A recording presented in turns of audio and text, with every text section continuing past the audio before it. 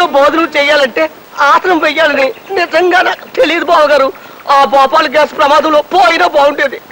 ఈ బాబు తప్పేసి మాట్లాడబాక. మాట్లాడితే ఆసనం పవర్ బాబే. మీరేమైనా అనుకోండి, నా వల్ల కాదు బావగారు. ఈ ఆసనాలు వేయడం నా వల్ల కాదు. నేను పోతా, బాబాలు పోతా, నేను పోతా, బాబాలు పోతా. ఇప్పుడు ఎట్లాగెళ్తావయ్యా? ఇప్పుడు రైలు లేదు. లేకపోయినా సరే పట్టాలు వచ్చుకుని పరిగెడతా. నేను పోతా, బాబాలు పోతా. అదేమిట్రా తమ్ముడు, ఎక్కడికి? అక్కయ్యా, నా ఒంట్లో ఉన్న అవయవాలన్నింటినీ చాకలి మూట కట్టినట్టు కట్టిస్తున్నాడే బావా. ఈ ఆసనాలు వేయడం నా వల్ల కాదు. నేను పోతా, బాబాలు పోతా. అదేమిట్రా, ఓ 4 రోజులు ఉండేళ్ళు. 4 రోజులు ఉంటే 40 ఆసనాలు వేయిస్తాడే బావా. నా వల్ల కాదు. నేను పోతా, బాబాలు పోతా. 15 ఏళ్ళకి వచ్చారు మా తమ్ముడు. అతన్ని ఇలా బెదరగొట్టి పంపించేశారు. ఏం మనుషులో ఏం లోకమో. నా గొడవ వదిలేసి అట్లా ఈదులోకి వెళ్ళి సూత్త నిలబడు.